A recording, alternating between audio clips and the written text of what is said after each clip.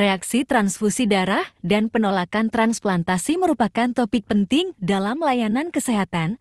Berikut adalah informasi komprehensif tentang reaksi transfusi darah dan penolakan transplantasi. 1. Reaksi transfusi darah. Reaksi transfusi darah dapat terjadi ketika sistem kekebalan penerima bereaksi terhadap komponen darah donor. Ada berbagai jenis reaksi transfusi, termasuk reaksi hemolitik akut terjadi ketika antibodi penerima menyerang sel darah merah donor. Reaksi non-hemolitik demam ditandai dengan demam, menggigil, dan kedinginan akibat respons kekebalan terhadap sel darah putih donor.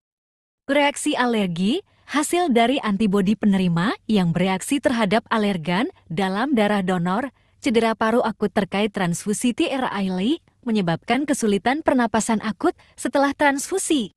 Overload sirkulasi terkait transfusi TACO menyebabkan kelebihan cairan dan gagal jantung. 2. Gejala reaksi transfusi darah. Gejala reaksi transfusi bervariasi tergantung pada jenisnya, tetapi dapat meliputi demam, menggigil, sesak napas, nyeri dada, ruam, mual, dan hipotensi. Reaksi yang parah dapat menyebabkan anafilaksis, shock, gagal ginjal, bahkan kematian jika tidak segera diobati. 3. Diagnosis dan pengobatan reaksi transfusi darah.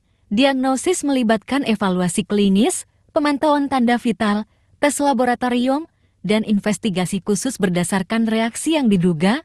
Pengobatan dapat meliputi menghentikan transfusi, memberikan perawatan pendukung, memberikan obat-obatan untuk mengelola gejala, dan dalam kasus yang parah, intervensi untuk menstabilkan kondisi pasien. 4.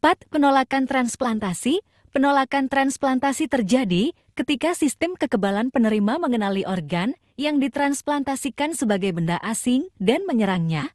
Ada berbagai jenis penolakan, termasuk penolakan hiperakut, penolakan akut, dan penolakan kronis.